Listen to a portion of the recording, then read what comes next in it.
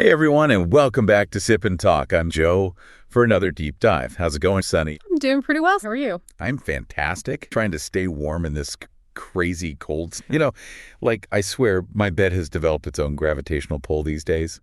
Oh, tell me about it. Like peeling yourself away from the covers feels like a Herculean effort every morning. Yeah, we should invent like a heated blanket that just follows you around all day long.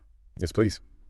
But speaking of these winter struggles, did you ever wonder if humans could just hibernate? Ooh. Like some animals do?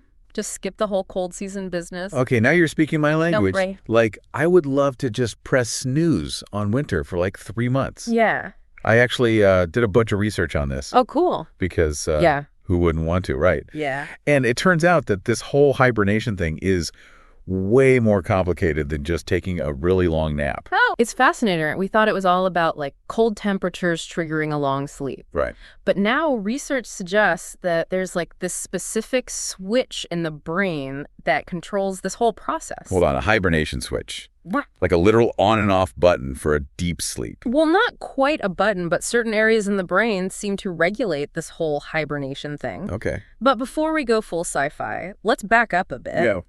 What exactly happens when animals hibernate? Okay, yeah, we all know that bears, they love their long winter naps. Right. But like, what is actually going on inside their bodies? Think of it like putting your body on like extreme power saving mode. Okay. Their metabolism, their body temperature, even their heart rate and breathing, it all slows down drastically. Wow. This helps them conserve energy, when food is scarce and temperatures are freezing. So basically, they're just chilling out.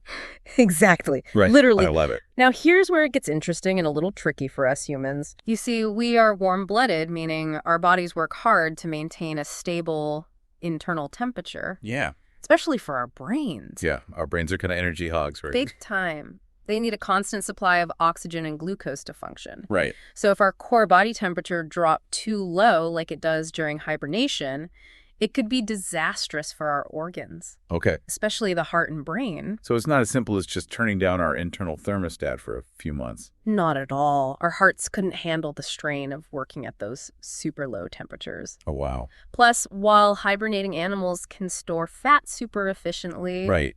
And use it for energy during their long sleep, humans are not nearly as good at that. Yeah, so even if we somehow managed to doze off for the winter, we'd probably wake up feeling more like a deflated balloon than a refreshed bear. Good analogy. And there's another wrinkle research shows that brain cells in hibernating animals actually degenerate during their sleep. Oh, no. But they can repair themselves afterward. Humans, unfortunately, we haven't unlocked that superpower yet. So human hibernation is like trying to run a marathon on an empty stomach while juggling flaming torches.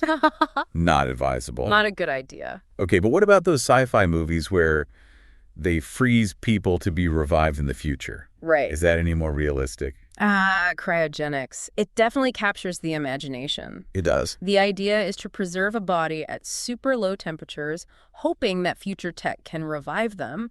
But, and it's a big but, okay. The biggest hurdle is cell damage. Right, like when you forget about those strawberries in the back of the freezer, and they just turn into mush. Exactly. Freezing causes ice crystals to form inside cells, which can damage them beyond repair. Now imagine that happening to the most complex organ in your body. The brain. Yes. We're talking trillions of intricate connections that make us who we are. So skipping a few decades in a frozen slumber is not in the cards just yet. Not quite yet, but it's pretty cool to think about. Okay, but you mentioned that scientists are getting closer to understanding this whole hibernation process. Yeah. Like, what's the latest on that front? This is where things get really exciting. Remember that hibernation switch we talked about? Yes. Well, researchers are actually trying to pinpoint and even manipulate it using some pretty wild techniques. Manipulate it, like force animals into hibernation that don't normally hibernate? Yes. And the methods they're using are straight out of a sci-fi movie, things like gene editing and even focused ultrasound. Wait, hold on, ultrasound. Like the same thing they use to like check on babies before they're born? Believe it or not, yes. Really? It turns out that focused ultrasound can stimulate specific areas of the brain. Wow. Including those believed to be involved in hibernation. That's why. Okay, so what have they actually accomplished with this? Well, in one groundbreaking study, they used ultrasound to induce a hibernation-like state in mice and rats. Okay. Animals that don't naturally hibernate. So they basically flipped the switch in these animals. They did. their body temperature and metabolic rate dropped significantly. Wow. Mimicking key features of actual hibernation. That is incredible. The researchers were ecstatic. They were describing their reaction as pure childlike joy. Like imagine, they were literally jumping up and down in the lab. That is so pure. I know, it's really cool. So where does this leave us humans on our quest for hibernation? Are we any closer to hitting the snooze button on winter? I need to know. While this research is incredibly promising, the road to human hibernation is still long and complex. Okay. You know, there are ethical considerations, safety protocols, countless scientific unknowns to navigate. Right. So we're not booking our hibernation pods for a winter getaway anytime soon, but it's definitely a topic that sparks the imagination. It really does. What do you say we take a quick break and come back to explore some of the potential applications of this research? Yeah. Who knows? Maybe we'll find some ways to benefit from the secrets of hibernation, even if we can't fully hibernate ourselves. Awesome. I'm excited. Let's take a break. Sounds good. We'll be right back. So we're back and ready to dive deeper into this potential of hibernation research. Yes. Even if we can't hibernate for a whole season. Right. Imagine the possibilities if we could tap into some of those biological mechanisms. I'm all ears. What kind of applications are we talking about here? Well, one area that's generating a lot of buzz is the potential to use hibernation-like states to treat traumatic injuries. Okay. So picture this. Someone's been in a serious accident. Oh. And their body is in, like, crisis mode. Ooh, this sounds intense. It is. Yeah. But imagine if doctors could induce a temporary state of hibernation, Okay. essentially slowing down the body's internal clock. Okay. This could buy precious time to control bleeding, reduce inflammation, and even prevent further damage to vital organs. So it's like hitting the pause button on the body's like emergency response system, giving doctors a chance to catch up and do their thing. Exactly. And the potential benefits don't stop there. Okay. Researchers are also looking into using induced hibernation for organ transplantation. Organ transplantation. Okay, I need to hear more about this because that sounds pretty game-changing. It is. One of the biggest challenges with organ transplants is keeping the organs viable outside the body. Right. You know, right now there's a very limited window of time to transport those organs and get them into a recipient. Yeah. Time is of the essence when someone's life is on the line. Absolutely. But think about this. Okay. What if we could induce a hibernation-like state in the organs themselves? Oh. This could significantly extend their preservation time. Wow. Giving surgeons more time to find a match and perform the transplant. Wow, that's incredible. Yeah. We'd be talking about saving so many more lives. It's a powerful thought, right? And the potential applications keep expanding. Okay. Scientists are even exploring induced hibernation for things like cancer treatment, Wow. stroke recovery, and even slowing down neurodegenerative diseases like Alzheimer's. We're talking about a whole new frontier in medicine here. We are. It's really exciting. Like, my mind is officially blown. Good. It seems like even if we never achieve full-on human hibernation, the knowledge gained from this research could have a massive impact on healthcare. Couldn't agree more. But let's switch gears for a second. Cryogenics. Yeah. You know, that whole idea of freezing people for future revival. Right. Hundreds of people have already taken that leap of faith, hoping to wake up in a future where science can cure whatever ailed them. It's a fascinating concept for sure, but like, walk me through the process. Sure. What actually happens when someone decides to sign up for the deep freeze? Well, first off, it's important to emphasize that this is still experimental, Okay. you know, with no guarantees. Right. But let's say someone is fully aware of the risks and wants to go ahead with it. Okay. The process typically begins immediately after legal death is declared. So no sneaking a nap in the cryo chamber while you're still alive. Haha, not quite. After legal death, the body is cooled and transported to a specialized cryonics facility. Okay, paint me a picture here. Are we talking like a high-tech lab straight out of a sci-fi movie? They're definitely not your average funeral homes. Okay. These facilities are equipped with these tanks filled with liquid nitrogen, which can keep things super cold. We're talking like negative 196 degrees Celsius. That's way colder than my freezer. Yeah, it is. So the body goes for a dip in this like liquid nitrogen bath? Essentially, yes. But before that, there's a crucial step called vitrification. It's a fancy way of saying they replace the water in the body. Oh. with special cryoprotectant solutions. This helps prevent ice crystal formation, which, as we discussed, is a major culprit in cell damage. So they're basically turning the body into like a biological popsicle, but without the crunchy ice crystals. Exactly. It's a delicate and intricate process, and it's still being refined. But the goal is to preserve the body in a state that theoretically could allow for future revival. Okay, but here's the big question that's probably on everyone's mind. Has anyone ever been successfully revived after cryopreservation? That's where things get tricky. Yeah. The technology to revive a cryogenically preserved human simply doesn't exist yet. Wow. Those who choose cryonics are essentially betting on the advancements of future science. That's a huge gamble. It is. It really makes you think about the nature of death, the meaning of life, and the boundaries of scientific possibility. It really does. It's a lot to unpack. It is. But even if we put those weighty questions aside for a moment, Okay. there's still the issue of whether the brain can truly survive the freezing and thawing process. Right. Remember, we're talking trillions of delicate neural connections Right. that make up our memories, personality, and everything that makes us who we are. So even if future scientists could somehow reanimate a cryogenically preserved body, there's no guarantee that the person's mind would be intact. That's right. It's almost like waking up in a stranger's body, potentially, without your memories or sense of self. It's a chilling thought, isn't it? And it underscores just how complex and mysterious the human brain truly is. It really is.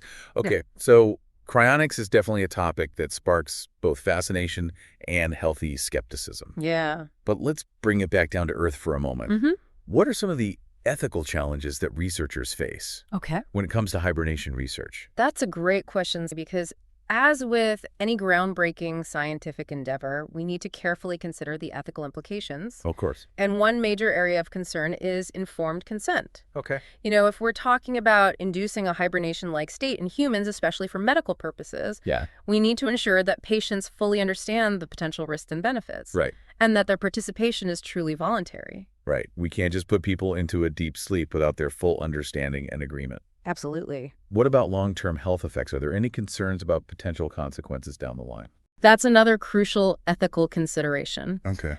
We need to carefully study and monitor any potential long-term effects of induced hibernation on things like cognitive function, Right. organ health, and overall well-being. Yeah. You know, we're talking about tinkering with some pretty fundamental biological processes, Right. and we need to proceed with caution and responsibility. It's a delicate balance between pushing the boundaries of scientific discovery and safeguarding human well-being. Absolutely. But, you know, all this talk about hibernation and extended lifespans, it got me thinking, like, what would we actually do with all that extra time? Yeah. Would we use it wisely or just end up binge watching all 7 seasons of Game of Thrones for the 10th time? Uh-huh. That's the beauty of the human spirit, isn't it? I guess so. We're a complex mix of ambition and laziness, True. curiosity and complacency. I'd like to believe that, given the opportunity for extended lifespans, most of us would strive to learn new skills, travel to new places, Right. make a positive impact on the world. Yeah, that's a hopeful thought. But on the flip side, wouldn't extended lifespans potentially lead to overpopulation and strain our already limited resources? That's a valid concern. Right. You know, we definitely need to address those challenges if we were to embrace extended lifespans. Right. Perhaps we'd need to rethink our societal structures, our economic systems, Yeah. even our ideas about family planning. You'd be a fascinating and potentially tumultuous shift in the human experience. It would be really interesting to see how things would play out. Okay, this conversation is officially venturing into mind-bending territory. I know. But I think it's important to have these discussions now as science continues to push the boundaries of what's possible. Right. Who knows? Maybe in a few decades, we'll be having entirely different conversations about hibernation aging and the very definition of what it means to be human. It's an exciting and unpredictable future ahead, that's for sure. But for now, let's savor the present and appreciate the limited time we have after all. Isn't scarcity what makes life precious? Wise words, my friend. Okay, folks, we've covered a lot of ground in this episode. We have. From the science of hibernation to the ethics of manipulating it, and even the mind-boggling potential of cryogenics. I don't know about you, but my brain needs a little cool down after all that. I second that. How about we wrap up this deep dive with a quick recap of what we've learned and then maybe treat ourselves to a nice warm beverage? Sounds like a plan. So To summarize, while we might not be booking our hibernation pods just yet, the research in this field is absolutely fascinating and brimming with potential. Yeah. We've explored the biological mechanisms behind hibernation, the potential for using it to treat injuries and extend lifespans, and even the ethical and societal implications of manipulating this powerful natural process. It's a topic that's sure to keep scientists and philosophers busy for years to come. And who knows, maybe one day we'll be sipping our coffee in a world where hibernation is no longer just a winter fairy tale. But for now, let's enjoy the present and keep those curious minds engaged. All right, we are back and ready to wrap up our hibernation deep dive. You know, we've talked about all these amazing possibilities of hibernation. Yeah. But I can't help but wonder, what are the real challenges researchers face in this field? Right. It can't be as easy as just flipping that hibernation switch, right? If only it were that simple. Right. One of the biggest hurdles is that hibernation is incredibly complex. Okay. We're talking a chain reaction of changes happening on a molecular level involving multiple organs and systems all working together. So like trying to choreograph a dance with 1,000 moving parts. Exactly. And each part has to move in perfect harmony for the whole thing to work. Right. We're still unraveling how all these processes interact and how to safely manipulate them in humans. Yeah, it's not like hitting pause on a video game. Right. There are bound to be some unexpected glitches along the way. Exactly. We have to consider things like immune function, Okay. cognitive abilities, and long-term health effects. Right. Inducing a hibernation-like state could have unintended consequences down the line. Of course. And we need to understand those risks. So it's not just about figuring out how to induce hibernation. It's also about doing it safely and ethically. Absolutely. And that requires a ton of research testing and careful consideration of the potential consequences. Okay, so it's a long road ahead. It is. But what about the research itself? Yeah. What specific challenges are scientists facing right now? Well, one major challenge is the lack of suitable animal models. Okay. Most animals that hibernate naturally are quite different from us humans in terms of their biology and genetics. So what works for a hibernating squirrel might not translate so well to a human. Exactly. That's why researchers are working on developing more relevant animal models like pigs or primates, which share more similarities with us. But even then, there are limitations. And of course, ethical considerations come into play with animal research. Right. We have to prioritize their welfare and ensure any experiments are done humanely. Of course, scientific progress shouldn't come at the cost of ethical treatment. Absolutely. But what about human trials? Are there any plans to start testing hibernation techniques on people soon? Like any groundbreaking medical research, human trials are a long and carefully regulated process. Okay. It starts with tons of preclinical research using cell cultures and animal models to prove that it's safe and effective. So it's like taking baby steps before you try to run a marathon. Exactly. And even when human trials do begin, they'll start small, focusing on very specific medical conditions. Okay. For example, there are trials using induced hypothermia, a milder form of hibernation, to treat things like cardiac arrest and brain injuries. So we're dipping our toes in the water before taking the full plunge. Precisely. Yeah. And it's important to remember that even if those early trials are successful, it could still be years, even decades, before this becomes a widespread medical treatment. Okay. We're not going to be scheduling hibernation appointments anytime soon. Okay, so no hibernation vacations just yet. Think about it. Understanding the mechanisms of hibernation could lead to new ways to treat diseases, repair injuries, and even slow down aging, even if we can't actually hibernate. So it's a win-win situation, regardless of whether we achieve the ultimate goal. That's the beauty of scientific exploration. The pursuit of knowledge is valuable in itself. Okay, so we've explored the science, the challenges, and the incredible potential of hibernation. What a journey. It really has been. We've gone from sleepy bears to sci-fi scenarios and back again. It's amazing how much there is to discover about this seemingly simple act of taking a long winter's nap. It really is, and who knows what the future holds. Maybe one day we'll be looking back at these early explorations of hibernation and chuckling at how little we knew. Yeah, right. Or maybe we'll be sipping our morning coffee from our personalized hibernation pods, reminiscing about the days when winter meant more than just a scheduled power down. I like that. Either way, it's a fascinating future to contemplate. Well, folks, we've reached the end of our hibernation deep dive. Hopefully you've enjoyed this journey as much as we have. And remember, if you're looking for more adventures, be sure to check out Mickytolife on YouTube for all things travel whiskey and good times. Until next time, stay curious, keep those brains buzzing, and maybe try taking a slightly longer nap than usual. You never know what scientific breakthroughs might be hiding in your dreams. Sweet dreams, everyone.